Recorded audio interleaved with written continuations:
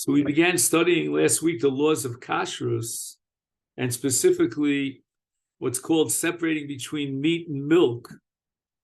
And we did the Gemara in Chulin, and we came up with a whole bunch of different customs as to how long you have to wait after you ate meat before you can eat milk. So what I want to do now is finish up some of the material on that, and then we'll do a summary of what we learned both today and last week, and then we move on to the opposite situation where he wants to eat meat after milk. So first we're going to start with the tour, which you'll see here in the pages that David was kind enough to spread around, and it's page number 120 in Tzurba MiRabanan Yoredei Chelik Aleph. And on the top right, which is numbered as 28, because we got up to here last week, we see the tour in Yoredei Peites.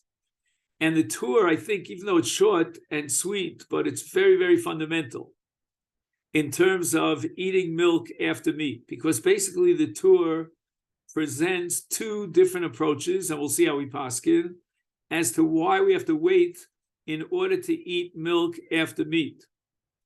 One approach is called basar bein hashinayim, and that's the particles of meat that get stuck in your mouth, between your teeth. And the other reason for this is because basar, once you eat basar and it goes down to your stomach, then it's motzi shuman, and there's a certain taste of meat in your mouth for a period of time. Now, what we're trying to do is we're trying to guarantee that none of these reasons will apply, because we'll soon see in the Pri Megadim that the Pri Megadim wants to assume, and the Pri Megadim is one of the pillars of Ashkenazic Psak 150, 200 years ago, that we should worry about both possibilities. So we're going to talk about situations where he chews the meat but doesn't swallow it. That's called le'isa.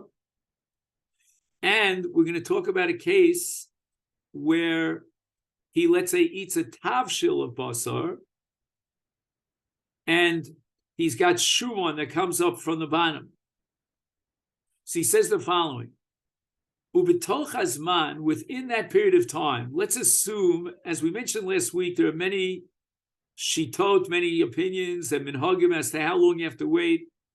You know, you have 6 hours, you have the Ramah who has 0 hours, and then you have 1 hour and you have 3 hours. But let's assume, for argument's sake, that, as we saw last week, the poskim will advocate that we wait 6 hours.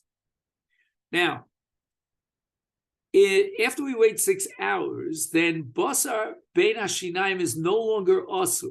What that means is that any particles of teeth that you have, particles of meat that you have between your teeth, are considered null and void with the passage of time. It's as if they disintegrated. But you have another problem of basar motzi shuman.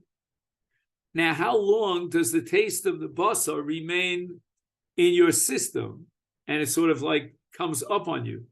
That's also only 6 hours. So once you wait the 6 hours, then you've covered yourself for both reasons for having to separate milk from meat. You've covered the basar bein hashinayim, because presumably it's no longer basar, and you've covered the motzi shuman, basar motzi shuman, because that only lasts for 6 hours. Now the Torah calculates scenarios that might depend on these two reasons. He says the following: Laso letinok, if he chews for a tinok, that means he doesn't swallow the meat, he only chews it and then feeds the child that which he chews. He says, in such a case, the basar is not motzi shuman. And therefore, if your reasoning for requiring a 6-hour waiting period is because of the shuman, well, you didn't swallow it. It's not in the stomach, and therefore it's not motzi shuman. However, the Rambam is the one who's bothered by the basar bein hashinayim.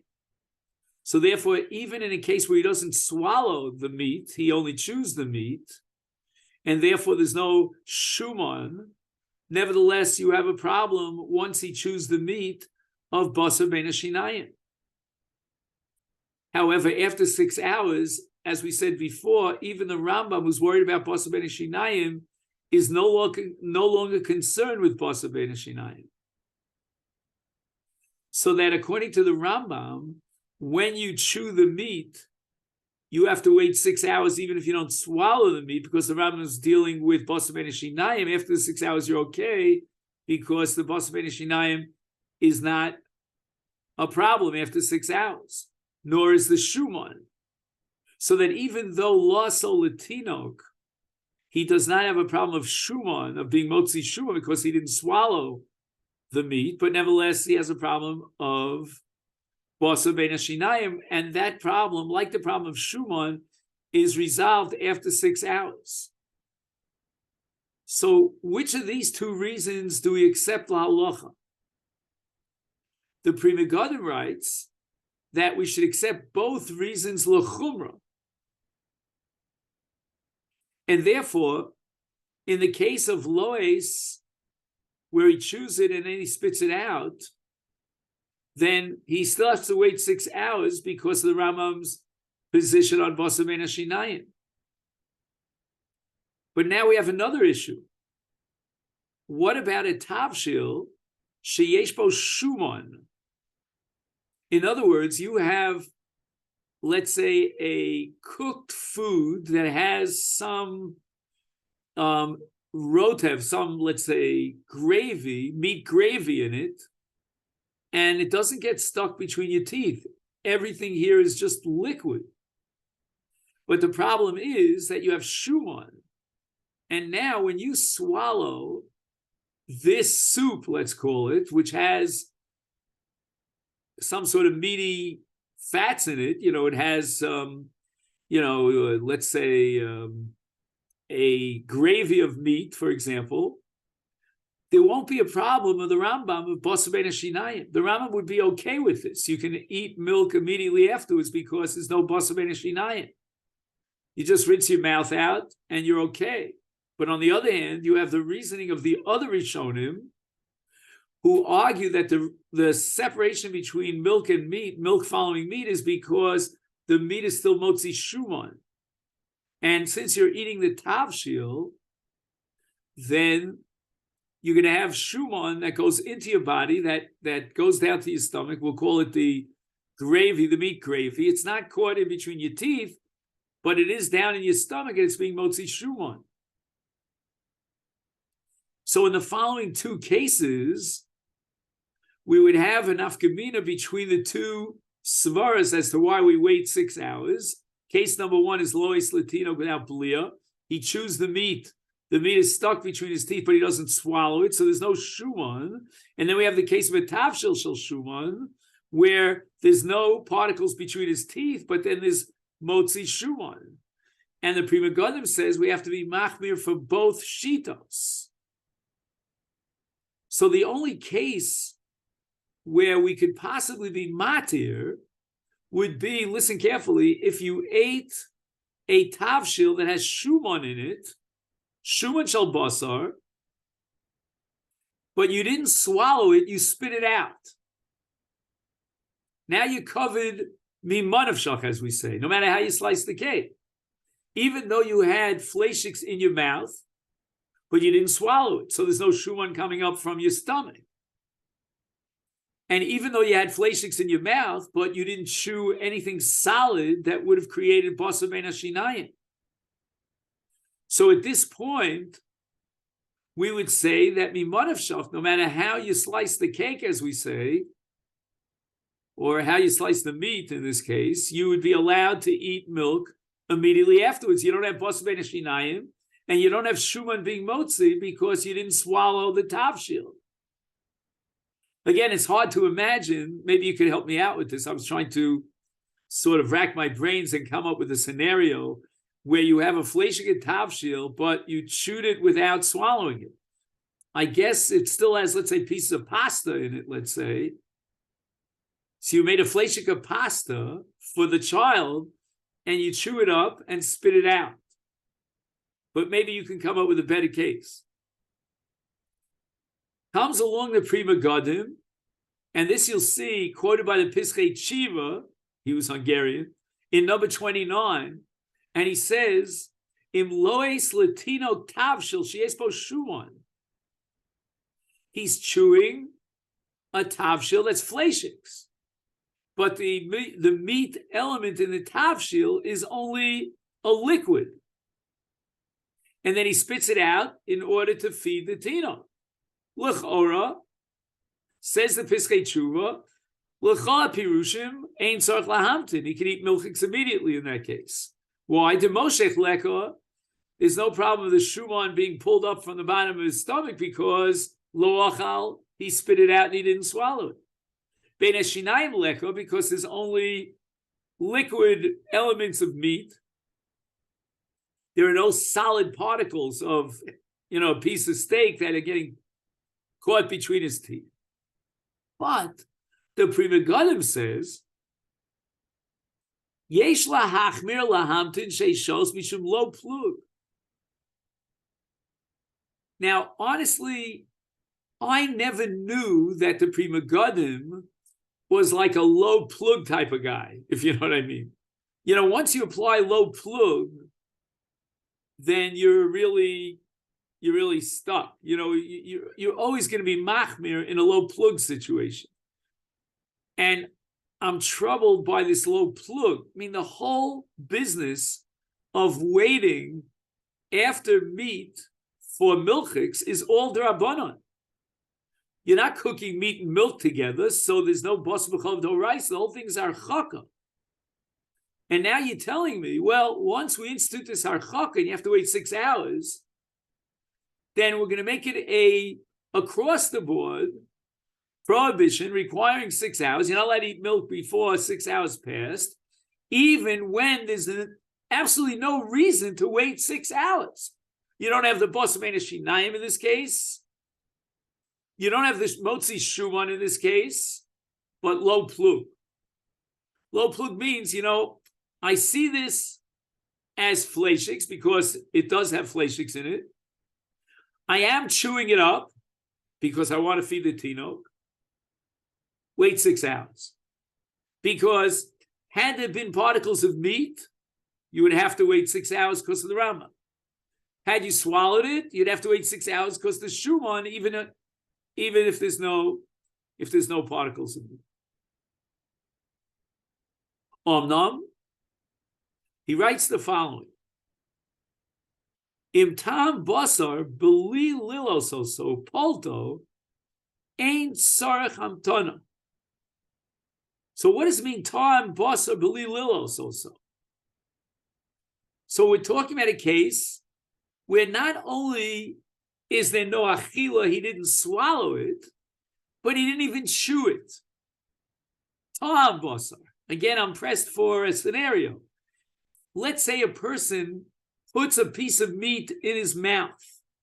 He did not chew it, and he did not swallow it. Here, there's no low plug. What does that mean? There's no low plug. That's a double negative. Here, he doesn't have to wait. Because again, we have the miman of shach. There's no bas shinayim because he didn't chew it. There's no motzi shuman because he didn't swallow it. And what are you going to tell me? You're going to tell me that the Pri Megadim is going to apply low plug? No. The Pri Megadim applies low plug in the case where not ta'am basar, but he was loes. He chewed it. Again, what did he chew? Not a piece of meat. He chewed a tavshil shel basar. But at least he did a ma'isa le'isa, and therefore it's similar to the case of chewing a piece of meat. You're chewing something fleshik. No. You didn't chew the meat, but you chewed a tavshil that's fleshik. Low plug. But if you spit it out after you took meat into your mouth, rinse your mouth out and eat fleshiks. Now, I'm sorry, eat milk. Now, it occurs to my mind as we're speaking that this could be relevant to a chef. I mean, again, I didn't go to chef school. I did have one or two Talmidim who did go to chef school. I should call them up. It could be that a chef might actually want to taste the meat that he's cooking and not even chew it up, just taste it and spit it out. But it's interesting. There's a hechetimtza now that you can take meat into your mouth and not become fleishiks, meaning you can eat milchiks. And in number 30, he quotes this sefer called HaKashrus, Haloes Basar Upolto. He chews the meat and spits it out. He's feeding a child. Tzarech lahamtin sheishos, because we're worried about the Rambam and Basar Bein Hashinayim. Aval atoim upolto mibli lo aso. Here's the case. He tastes it, spits it out, and he didn't chew it. So he never swallowed fleishiks. There's no motzi shuvan. He never chewed it, so there's no basar bein hashinayim. Eino mechuyev b'amtana klal. Just simply rinse out your mouth.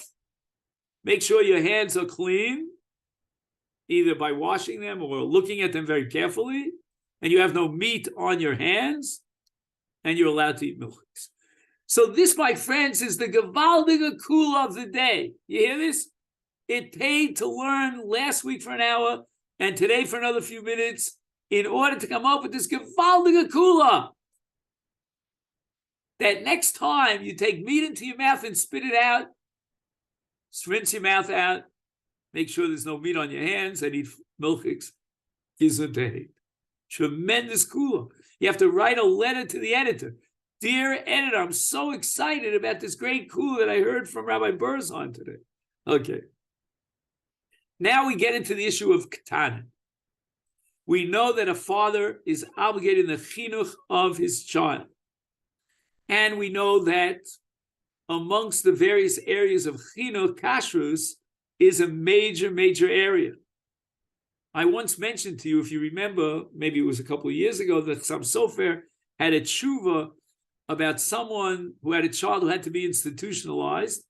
You know, he didn't have all the mental capacity for faculties, and the only institution that he could was serving treifa. And Chassam Sofer was dealing with this issue about feeding non-kosher food to a child. But there he came up with a kula, mostly based on the fact that there weren't too many options there, if you know what I mean. The child had to be in an institution. So now we're talking about the overlap between chinuch and kashrus. And the poskim want to know, are we going to tell a young child, and we're going to go through the different ages of a child, the different levels of chinuch, to wait 6 hours before the child could eat milchiks after having eaten fleishiks? And these issues are much more relevant here in Israel, because here in Israel and also in Europe, I believe, it's much more common to eat fleishiks for lunch. So let's say a child goes off to school, you send them a sandwich box, and in the sandwich box, there might be fleishiks.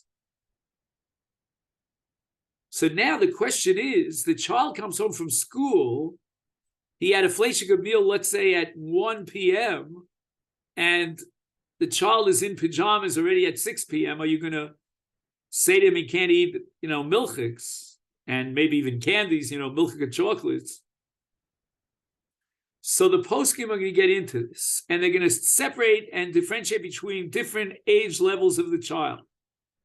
We're going to start with Rav Vosner. That's called the Shut Shevet HaLevi, which is number 31 on the bottom of your page 120. And he says the following. There's something called Ktane Ktanim. These are very young children. And the Ramah in Hilchas Shabbos speaks about these Ktane Ktanim with regard to Amira Li'akum Shvus, when you need a guy to cook food for a child on Shabbos. And the Shulchan Aruch there in Shin Chav Ches speaks about asking a guy to cook for a chole on Shabbos. And the Shulchan Aruch says if it's a chola sheyesh bo sakana, then even a Jew could cook for him. But if it's a chola she'ein bo sakana, then we can combine amira la'akum as a shvus together with chola sheyesh bo she'ein bo sakana. And for the sake of a chola, there's certain very strict conditions. We're going to allow the guy to cook on behalf of the chola. Are you with me so far? I don't know if David's there or Yudi's there. I don't know. The Zoom is a little bit nuts for me, but I've been suffering with this since Corona. In any event, the Ramah writes that, hi David, Ktanim, young children are like a chola. And we're going to allow, again, under certain circumstances, a guy, if the child has nothing to eat, to cook on Shabbos for the child. So we see, that the halacha considers a young child to be a chola with regard to eating. So the Shevet HaLevi, applying this Ramah, says the following: Ein makom lahachmir. There's no room to impose a chumrah on ktanei ktanim, on young infants, b'shehiyah bein basa v'cholav. And he quotes the Ramah that a child has a status of a chola she'ein bo sakana.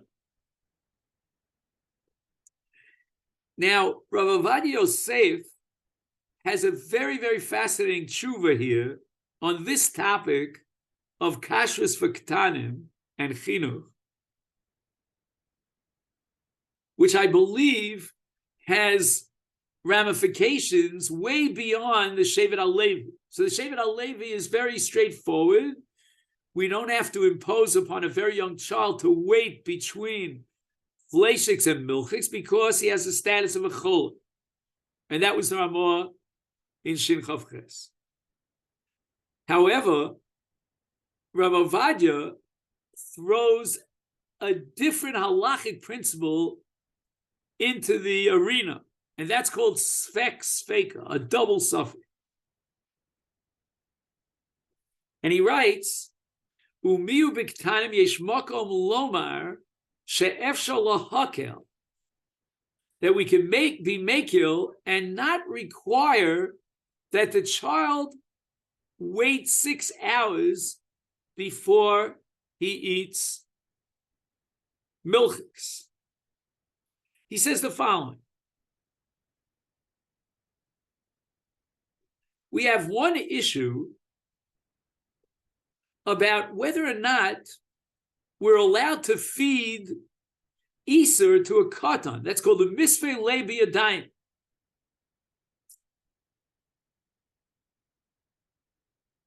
Then we have the Ran in Masechta Yoma. Kolshu litzorach hatinok af al pi sheigia lechinuch. We're going on to page 121. Machilin oso isurim derabanan afilu biyadayim. Interesting. The Ran is telling us that even an older child who's higia lechinuch, lamazagin, he's 9 years old. Even if I hold that you're not allowed to feed a katan non-kosher food biyadayim, which is the subject of this week's Parshas Emor, in any event. However, with regard to isurim derabanan, everybody agrees that you're allowed to feed him that which is asur miderabanan. If it's litzarach hakatan, if he has a need for it. So that although the Ran is a very, very in the halachic context of this issue, he's a radical shita of a matir. The Rambam, for example, at the end of Vacholos Asuros writes that lachila b'yadayim asur, you're not allowed to feed a katan, even that which is asur midrabanan. So this becomes, for example, very relevant in terms of ice cream.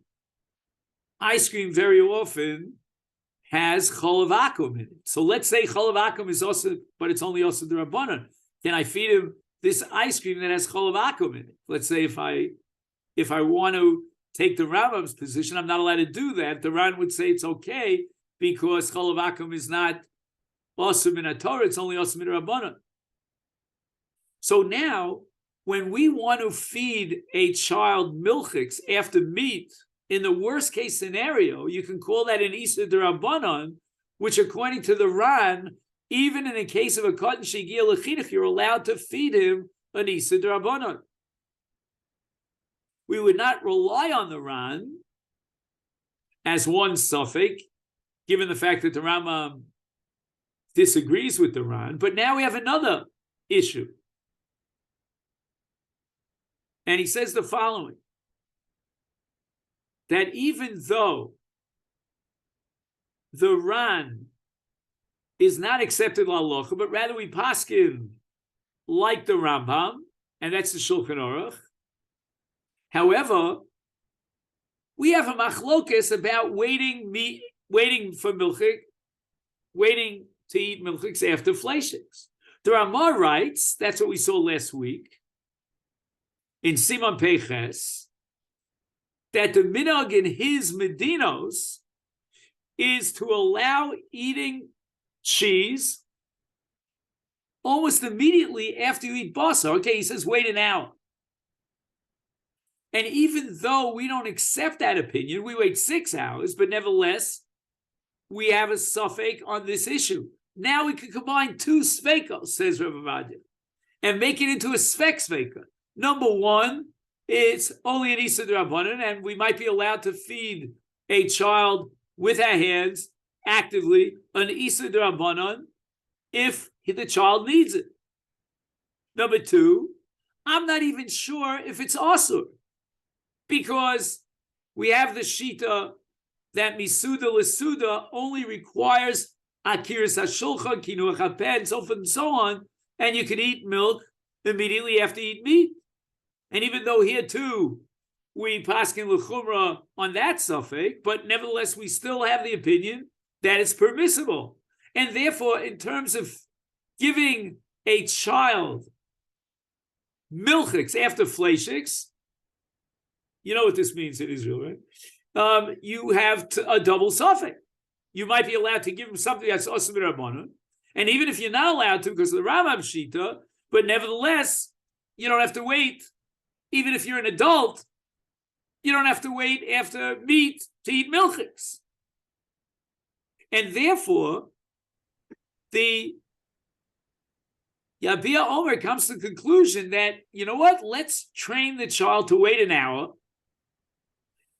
and therefore we have a svek sveika. Joe? Just want to clarify that one of the things you've been talking about, what you must do, is to wash out your mouth. Correct. With regards to this young child, would that create a problem? Not a problem. We're going to have to require that the child rinse his mouth out. Yeah, but I'm saying the child might not have that concept. You know. Okay, that's part of chinuch. In other words, we're trying to maintain the minimum obligation of chinuch. The child is a child higia lechinuch. He's mature enough. So we have to tell him that we separate from fleishiks and milchiks, but we don't have to go beyond 1 hour. And therefore, comes the tshuva of the Abiyah over to the following conclusion. Aflik dom yosani gila chinu. So you're talking about a 9-year-old child. He tiru. They were mekil. We don't have to wait for 6 hours. We'll see exactly what we do have to do. And he quotes Rabbi Nisan Karelitz, the chief rabbi, who agreed to that psak.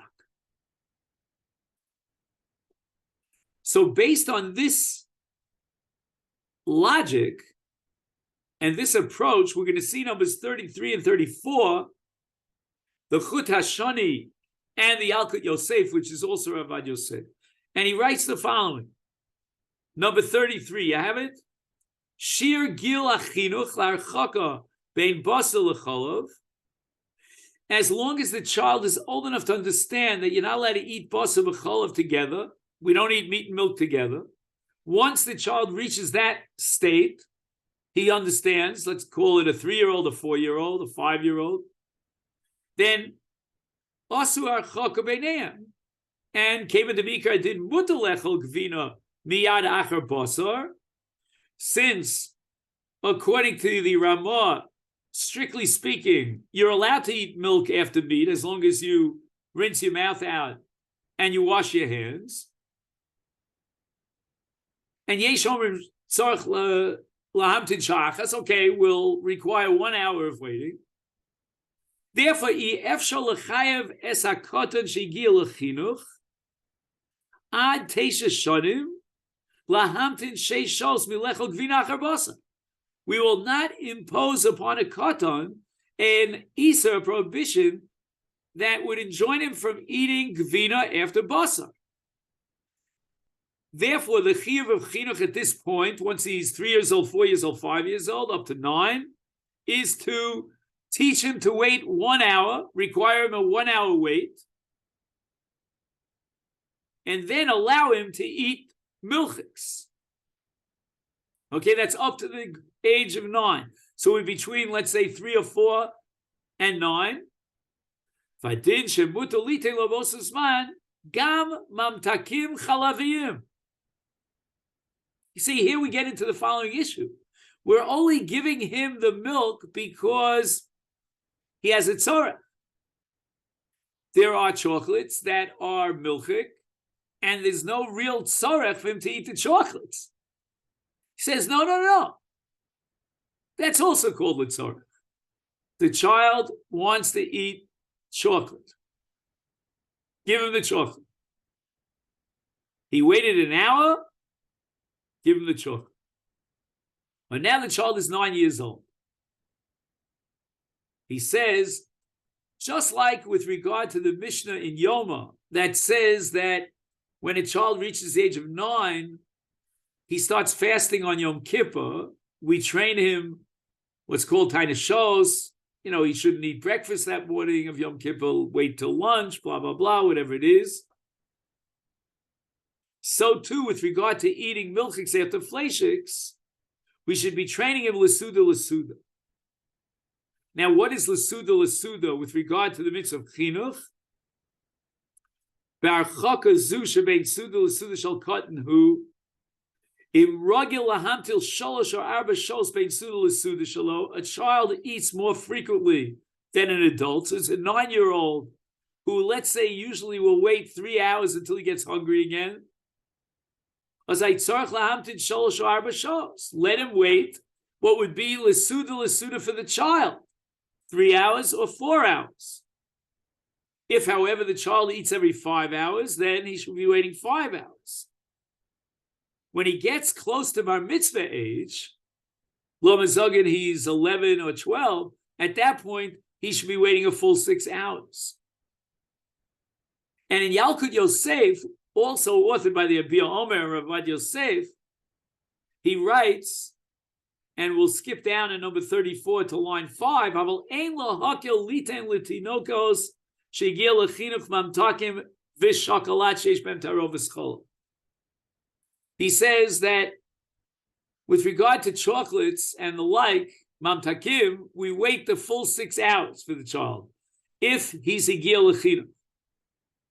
So therefore, the sveka that we mentioned before of the Abiyah Omer, in which Rav Ovadia was willing to be mekil to feed a child without having to wait 6 hours, and therefore it's a little bit much to ask a child to wait 6 hours, then after waiting for 1 hour, we can allow him to eat milchiks. And we have the sveka because we're feeding him an Issa d'Rabbanan, which is okay according to the Ran, and we're waiting an hour, which is okay according to the Ramah. However, that's because there's a tzorech. The child has to eat milchiks, but the child doesn't have to eat milchik chocolates, and therefore nachon lahachmir b'zeh. And then he writes, nachon lechaniches ektanim shana achas lifnei gil bar mitzvah. Why? Because in the Nedarim we have halacha of mufla samach lish at the age of 12 for a boy, 11 for a girl. That's a year before bar mitzvah, bat mitzvah. We should be imposing upon them a chinuch that they should be careful not to eat milk after meat for 6 hours. So we have 3 gradations. We've got ktani ktanim. They don't have any chinuch at all, and there are no holds barred. We saw already that a cotton of that age is chola, and we could ask a guy to cook for him on Shabbos, and we could feed them milchiks after fleishiks. Then we get to the next level of chinuch, because they understand the difference between what? Between milk and meat, that you can't milk and meat together. And here we're going to train them to wait between meat and milk, but we can be making with regard to telling them to wait an hour. Once they reach the age of 9, which is the full-fledged, full-blast chinuch level, we should begin to train them gradually. Let's say they normally wait 3 hours or 4 hours between one meal and the other. That's what they should be waiting until we finally get to the katan who's 1 year before bar mitzvah. And at this point, we should be training them to wait a full 6 hours. Okay. Now we have one more point before we want to give a general summary of everything that we've learned. And there's a sefer here by Rav Yoshev Kanoal. I'm not familiar with the sefer. It's called V'Achalta V'Savot on page 122. And he gives an overview of the last piece that we learned regarding a katan. And he says the following. Nitan lahakil lekatan, lahamtin zman katsar yoser, a very small amount of time, a short amount of time, let's say an hour, between meat and milk. He says, Ad gil shalosh, up until the age of 3, there's no chinuch at all, and no need to separate between meat and milk. Now the child is already about 4 years old, up to 9, he says 10, and he says then we should absolutely require that he wait 1 hour. But he says we should be machmir with regard to candies, meaning milchik chocolates. Once he reaches the age of 11 or 12, then we should begin to train him and be mechanech him to wait the full 6 hours. Now, the last piece is very fascinating because, again, like we saw earlier in the Pri Megadim, the rules that we're familiar with in halacha, we deviate from them in this context. For example, let's say I don't remember whether I waited a full 6 hours. Can I eat milchiks? Normally, we would apply the universal principle of safek d'Rabbanan l'kula. However, the Yad Yehuda, whose last name is Landau, writes that Mishi Yeshlo Safek im Avru Sheshos Sarch Lahamtin Achu Vadai. He should not eat milchiks until he's absolutely sure that 6 hours have passed. The Ein Matir Mishum Safek d'Rabbanan l'kula. Why not? Comes along the Yad Yehuda and he says it's a davar sheyesh lo matir. What's a davar sheyesh lo matir? We just wait a certain amount of time, like for example a basis shenol of yontiv, and you wait until after yontiv. That's a davar sheyesh lo matirin. Afilu be'elef lo bot. Now let's keep in mind that the principle of davar sheyesh lo matirin is relevant to taroves, to mixtures of heter and iser. The Yad Yehuda is applying it to the question of waiting between meat and milk. He's arguing that if you don't wait between meat and milk, you're basically combining meat and milk in the same meal. And it's governed by the laws of Tarovis. And we cannot be mekil in a tarovis, even on a drabanan, in a case of a davar sheish lo matir, which means we wait, and then for sure it's mutter. However, we quoted earlier a sefer called Hakashrus, and he says, "Hasomech lahakil kishe'iev shalavar lo hifsa." Even though the Yad Yehuda says you have to be sure that 6 hours passed, and if you're in doubt, you have to wait until you're sure, you're certain. No, we will not impose that chumrah of the Yad Yehuda, extending the davar she'eino yesh lo matir into this scenario, and therefore you could be mekil and apply the principle of safek d'rabbanan l'kul. Again, you have to be honest with yourself that there's, reason to believe that it's 1 hour. I'm sorry, it's reason to believe that 6 hours have passed. Now on pages 123, and after that he has just an empty blank page, he has an overview of everything that we've covered until now. So let's see if we can go over this. Number 1, Minat Torah, Basar B'cholav is only Aser after Bishul. And MiRabanan, we're going to extend it even if there was no Bishul. Minat Torah, it's only Basar Behema. But MiRabanan would extend it to include even Basar Oaf. Number 2, to eat milchiks after fleishiks, we need to wait misuda l'suda. How much is misuda l'suda? We have one opinion that it's 6 hours, headed up by the Rif and the Rambam. We have another opinion of Tosfos. It's immediately when you complete one suda with Akiras HaShulchan and Birkas HaMazon, and you're allowed to start a new suda immediately afterwards. And then we have the middle compromise shita of the Vahagir Rabbeinu Tam, that you wait a certain period of time. Oh, I'm sorry. We didn't get to that shita yet, but according to Rabbeinu Tam and the Bahag, you can terminate your suda even without Birkas HaMazon, and all you need is the Netilas Yadayim and Kinuach HaPeh.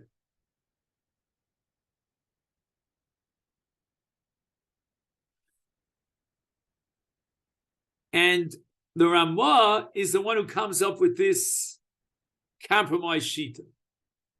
He's not willing to go as far as the Bahagir Rabbeinu Tam, not even as far as the Rav Yon Tosfos, but 1 hour is enough. And as we said last week, some will require 3 hours. The Shach and the Taz, as we discussed at great length last week, anyone who has a Reach Torah is got to be machmer for 6 hours. However, the Chassam Sofer, if you recall, was mekil in the case of a chola that we could wait 1 hour, and we saw repercussions of that in an analogy to a katan who has the status of a chola, and therefore 1 hour would be sufficient until he gets to the older ages of chinam.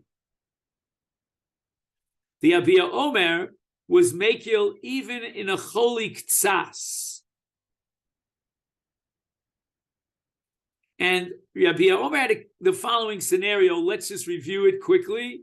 A person made a bracha, and he didn't realize that he was about to eat milchiks after fleishiks. And if we tell him you're not allowed to eat milchiks, his bracha is a bracha l'vatola. And here Rav Avad Yosef was mekil, let him taste a little bit of the milk, so that the bracha is not a bracha l'vatola, because that's a doraisa, and then he'll wait the rest of the hours to eat his milk kamil. He says the Ashkenazic minhag in the Germans is to wait 3 hours, not 1 hour.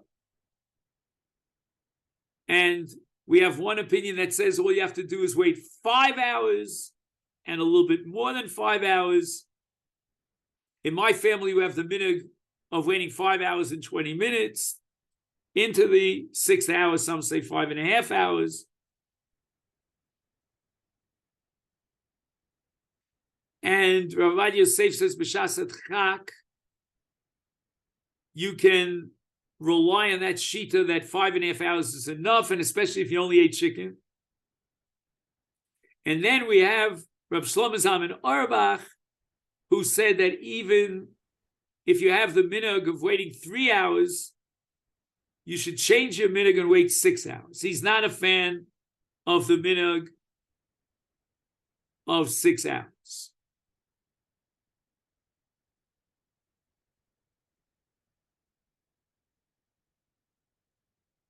Now, if he tasted something between basar and challah, but he didn't swallow it, so if he chewed it, then he has to wait 6 hours because of the Rambam Shita basar b'shinayim. If he swallowed something that has fleishiks without chewing it, then we have to be machmir for the other Rishonim because it's maletam basar, and he has to wait 6 hours. The Tur and the Pri Megadim say we have to be machmir for both shitos, which means that either in a case where he chewed it without swallowing it, being machmir for the Rambam, requiring 6 hours, or in a case where he swallowed it without chewing it, we have to be machmir for the Rishonim of motzi tam, he's got to wait 6 hours. However, if he spits it out without chewing it, and he never swallowed it, or in the case of a tavshil shel basar, then mimanav shach, he doesn't have to wait 6 hours. Comes along the Pri Megadim, and he says that in a case where he swallowed something that has fleishiks in it, even though he didn't chew it, lo plu.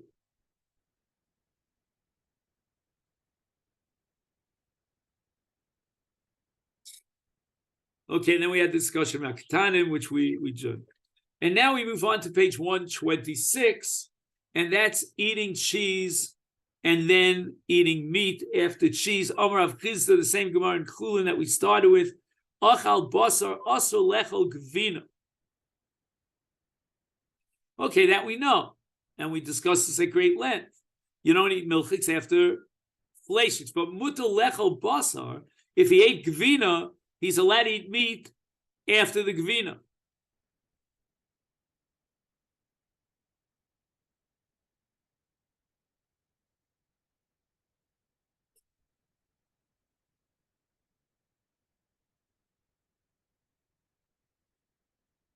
However, if he wants to eat meat after gvina, he's got to make sure that he doesn't have any cheese in his mouth or in his hands.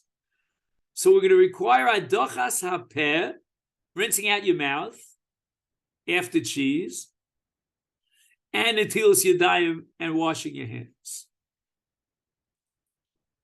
However, the plot grows thicker. And we're going to see that it's not so simple to allow eating fleishiks after cheese. We start with the Gemara in Chulin, but this time on Daf Kuf Daled, that's number 2.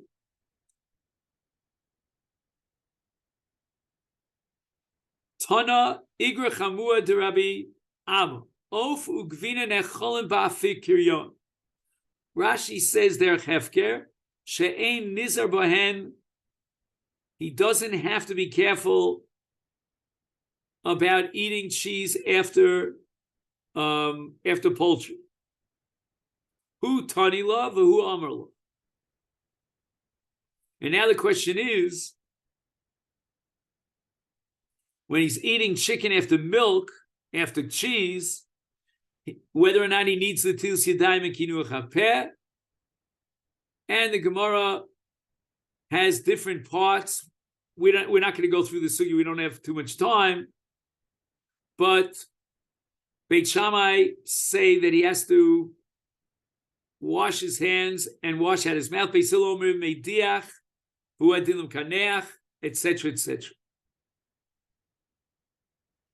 So la'alacha, at this point, we're going to allow you to eat milchiks and then fleishiks, but you have to wash out your mouth and you have to clean your hands.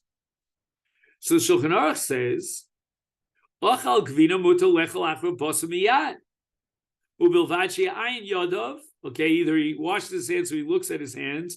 to make sure that he doesn't have any pieces of milchiks, of cheese, stuck to his hands. And therefore, for example, at night, when he can't really check his hands well, then he's got to wash his hands. In addition, so he's got to make sure that he doesn't have cheese stuck in his mouth. How does he guarantee that? So the Mechaber advocates that he chews a piece of bread after eating the cheese. And then he rinses out his mouth.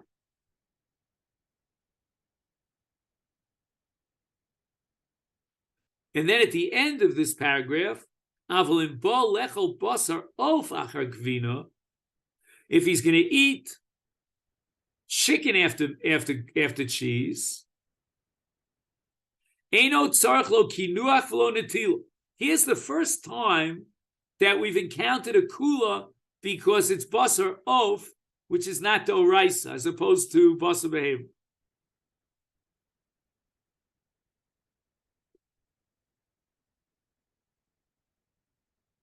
Now, I just want to fast forward for a minute from number 3, which we did, to number 6 for a moment, which is on the bottom of your page, 127.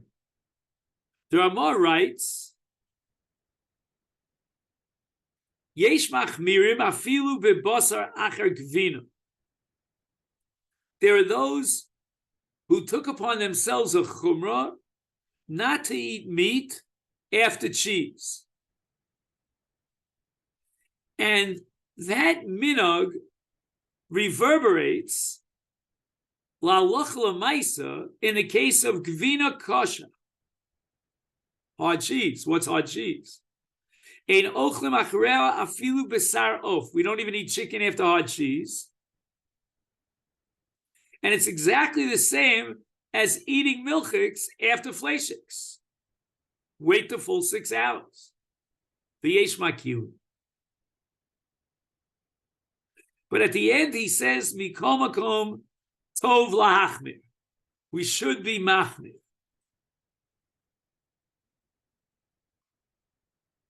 And what does that mean? We should be machmir. The Taz on the next page says we should be machmir to require 6 hours after gvina kosher. What is gvina kosher? So again, on the next page on the bottom, which would be 128, number 7, he quotes the Ben Ish Chai that gvina kosher sha'ovar oleh shisha chadoshim. Now, please correct me if I'm wrong here, but there are very rare cheeses, I think they come from Switzerland, where they process the cheese for 6 months. Those are the cheeses that you may see with holes in them. I forget, is there a word for that? Hard cheese, I guess you call it. But yeah, I heard a little while ago that Reb Shmuel Paskin, there's no hard cheese bismanazah anymore. So it's all just theoretical. We don't have it anymore. No, it was Parmesan, but he said there's some process change in the last 100 years or something like that. It's a technical thing that he says there's no such thing anymore. Interesting. Who said it again? From Shmuel Kamenetsky. From Shmuel. From that's what I heard. I didn't hear from him directly, but you know. Then the Ben Ish Chai writes, Im lo avru oleh shisha chadoshim. If you have hard cheese, but it wasn't processed for 6 months, mamtin shah achas. Shah achas. So that if it was processed for a month, then you wait an hour. If it was processed for 2 months, you wait 2 hours. Every month that it was processed adds another hour. Very strange. Yep. All right, just to finish up for today, let's retrace our steps back to page 127, which we skipped, number 4. The Beis Yosef writes, Yesh machmir al atzmon, shelo lechol basar achar gvina besuda achas. What brought about this chumrah? The Gemara says that you're allowed to eat meat after milk, after cheese? And the answer is, it's based on Zohar. The Zohar says in Parshas Mishpatim, right, we're a couple of days now before Lag BaOmer, you're all invited to have barbecue.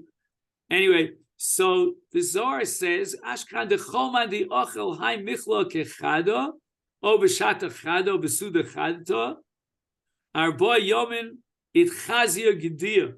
All right, I'm going to read the Hebrew translation here. It's a little bit small for me. Matzanu shekol mi she'ochel dover zeh, he eats meat after milk. O b'shar achas, within 1 hour, or b'suda achas, within 1 suda. B'meshech arboim yom, nire b'klipas ha'odam tzuras gidi mekulos. V'seya shel tuma miskarvim elo. V'gorem she's ored didim ba'olam. Dinam she'enam kiddoshim. Im yolid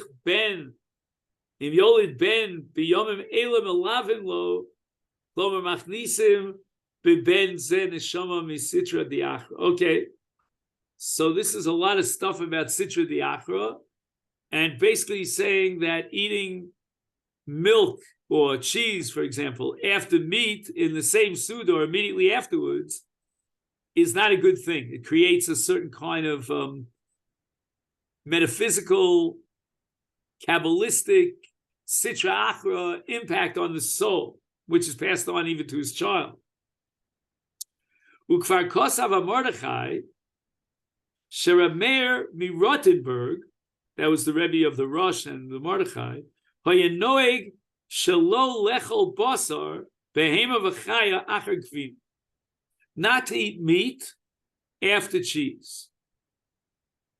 Lefisha Pam Achas, Misauda Lesuda Motzo Gvina Ben Shinov. One time, he had fleishiks immediately after cheese, and he discovered that he had cheese caught between his teeth. And Gozal Lahachmir al Atzmo, he accepted upon himself an Isur not to eat meat after cheese. V'yein ze kecholik ala Talmud. How could you go l'chumra when the Talmud was mekil? And he says because of a Maisa Shahoy, because it happened to him. V'ho vadai shehu zechon levracha lo ra sefer Zohar. Even though the Maram MiRabanan did not see the Zohar, afilu hachi oya machmer al atzmo mishum Maisa Shahoy. The afal pishoy mekil ba'of. Hainu lefisha lo ra Zohar. Aval anu shezachinu l'ros tov v'nochon lahachmir. Afilu bebasar of.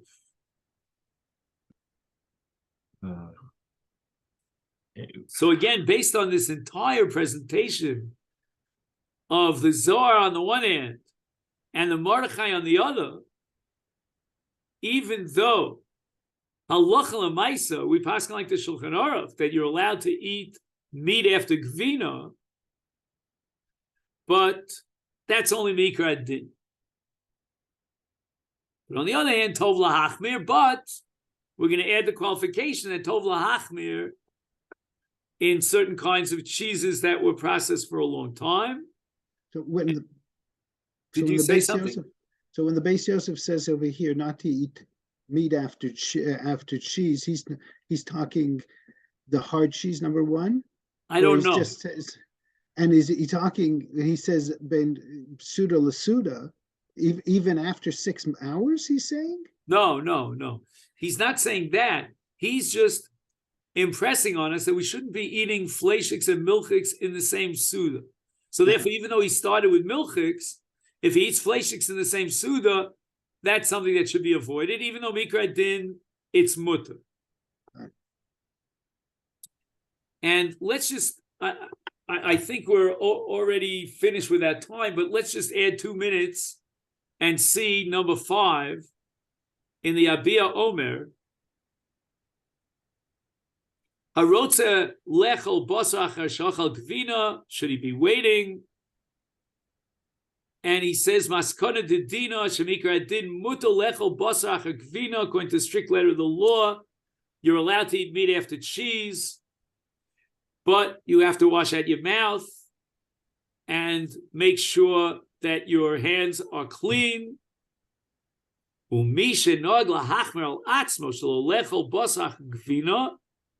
If somebody wants to wait an hour or more after gvina before he eats meat, the yodashu noy came derech chumra, and he realizes that that's not required. He's not violating al titosh mitoras imecha, but he's doing it as a separate chumrah.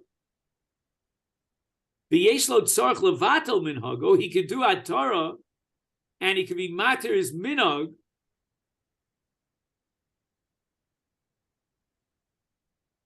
And the atara should include the fact that he never said b'li neder. V'yaz yeh mutalo. If he mistakenly thought that he has to wait an hour after gvina in order to eat meat, he doesn't need atira. But again, it seems like there is room for this chumrah and this chasidus based on the Maram, Rutenberg, and the Zohar. So therefore, if you have that minhag and you took it upon yourself as a chumrah, understanding full well that you're going beyond the letter of the law, then you're going to need a hatorah. And that hatorah is based on the fact that you accepted a minhag without saying b'li neder, and we'll grant you a hatorah. I have a question. Yeah, so what about the people who the people in Shavuos make a Melech Kiddush followed by a Shleisha Kesuda, right? Did they what do they do with all this? Do they say we were not going to this, or maybe they don't eat cheese?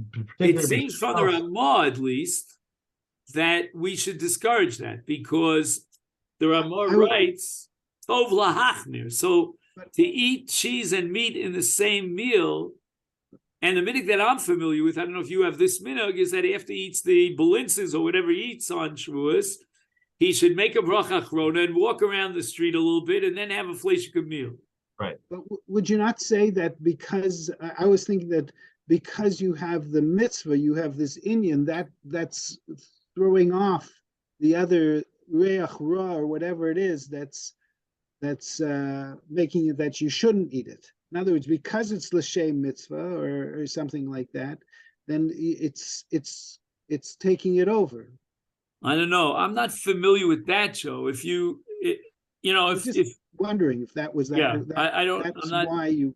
I've never been exposed to that. There's a lot of Kabbalistic svaras over here that unless you're a baki in the Zohar, I don't know.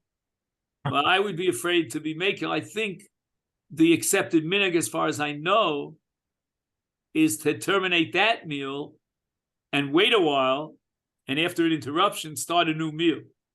All right. Creating a fleshika meal. Right. Okay, then. So I think we'll stop here. Okay. Next week is the day after Lag BaOmer, correct? Lag BaOmer is on Tuesday.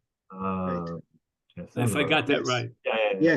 Yes. So then, okay, I'll be weighing a little bit less next time you see me, I hope. Do you need more photocopies for next week? Or sorry, pictures? Well, let's just see where we're up to. We're up to page 27? 120. Just 1 second. We did the Ramah. So we're up to page 128, I believe. Right. So I sent out till page 136 already. Yeah, great. So I think for next week, right? I think we're okay for next week. Okay, good. So we'll finish Thank you, this.